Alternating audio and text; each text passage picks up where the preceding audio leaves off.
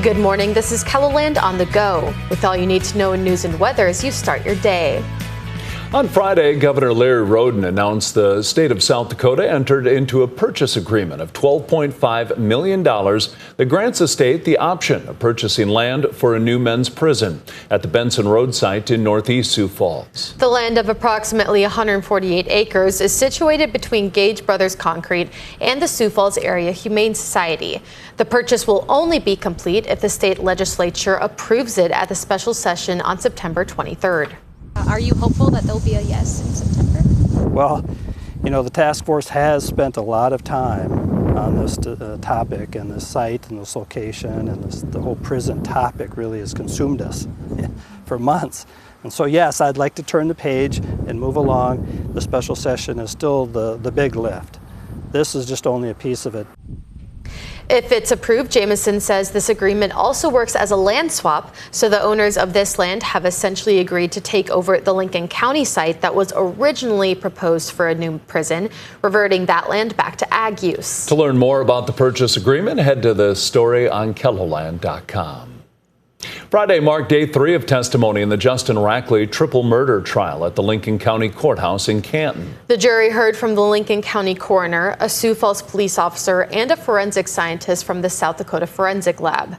The coroner gave a report on the 3 victims, Daniel Chemnitz, Kelly Reeves, and Michael Thompson, showing autopsy photos to jurors. The coroner reported that all 3 died to injuries related to their gunshot wounds. We'll continue our coverage of the Rackley trial and provide more updates later today on KELOLAND.com. Well, now let's get a check on today's weather with meteorologist Scott Munt. Good morning, Scott. Good morning, Summer. It'll be a warm day today. Temperatures in the 80s, 90s today in central and south central South Dakota. A weak front will try to move through late today for north central and northeastern KELOLAND. This can bring in that 20% chance for a scattered shower or thunderstorm. And I think that will be confined across north central, northeastern South Dakota. Brian will have more details on your forecast coming up. Thank you, Scott. We're sitting down with the South Dakota candidates running for the U.S. Senate, so you'll get to know them before going to the polls next year. 38-year-old Julian Beaudoin of Sioux Falls is running as a Democrat for the seat currently held by Republican Mike Rounds. One of the issues Beaudoin is running on is federal support for military veterans. We have a lot of veterans out here who have dedicated themselves to our country. And what we don't see from D.C. is Congress dedicating themselves right back to those same veterans. Beaudoin is a retired South Dakota Highway Patrol trooper. He's joined by Brian Bangs of Hot Springs, who's also running for Senate. Incumbent Mike Rounds has not yet officially announced whether he'll seek re-election. Saturday's USS Day of Honor drew in a large crowd to honor Navy veterans. The Sioux Falls event included naval history displays, band performances, and keynote speakers. It also recognized local sailors and Navy veterans. Today, we remember a pivotal moment in history, the end of a global conflict that demanded immense bravery and resilience of all Americans. This year is the 80th anniversary of the end of World War II. According to the Battleship Memorial Foundation, the South Dakota was the most decorated battleship of World War II. The South Dakota was commissioned in March 1942. It served in both the Pacific and Atlantic theaters of the war. It was nicknamed Battleship X after being heavily damaged during fierce fighting at Guadalcanal. The South Dakota was anchored in Tokyo Bay as Japan signed surrender papers aboard the nearby USS Missouri, September 2, 1945. There are still 2 surviving crew members who served on the South Dakota during the war.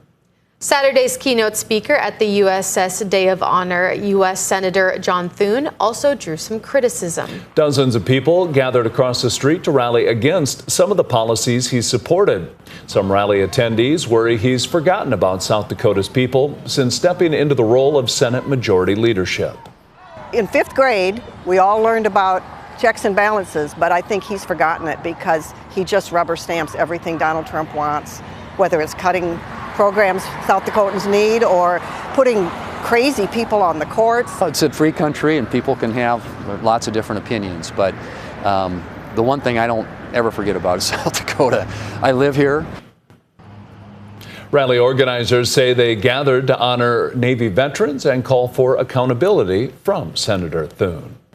Let's look at some of our top stories. Now let's get another Check Your Weather with meteorologist Brian Karstens. Brian? All right, checking your forecast here today. We're looking at a warm afternoon. Of course, hazy skies too out there this afternoon with these conditions basically in the 80s for highs for the vast majority. A couple of spots in the 90s here in central South Dakota. We'll keep an eye on radar tonight. Looks like there could be a couple thunderstorms in the region here. Aberdeen, really at this point, is probably the best shot if we get something to develop on radar, and that would be toward probably 9 or 10 o'clock this evening. The overnight picture looks a little quieter as those radar echoes quickly go into central Minnesota. Northwest wind tomorrow. That should drag down some cooler weather for us. I expect Pierre will be dropping a few degrees there in particular. Sioux Falls, though, can still hang out there closer to 80 in the afternoon. We'll see where that lands, but that's the going thinking right now. Now, Wednesday, we turn things around. Southeasterly winds. We've already got numbers in the 90s for Pierre and Phillip and Winter. Notice, too, that Futurecast is trying to give us some showers and thunderstorms in the far northeast, and that's kind of on the edge of that heat. So I'll be watching that, too, here as we go into Thursday morning. There could be some thunderstorms in the east, possibly, and then obviously getting into the later part of the week, the humidity will get higher and higher. There's probably no escaping that subject, too. Overnight lows are definitely bumping back up into the upper 60s, low 70s.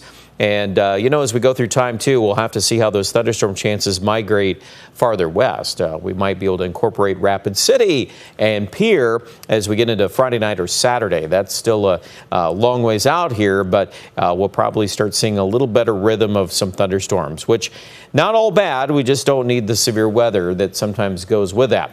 80 today, or 85, I should say, in Sioux Falls. Those numbers near 82 in Ortonville. 7-day forecast.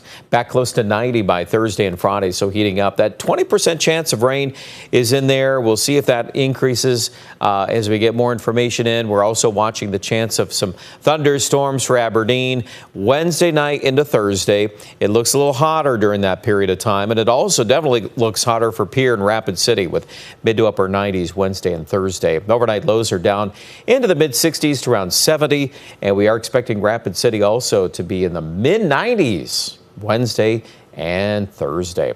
All right, that's your forecast. More details online at KETLELAND.com.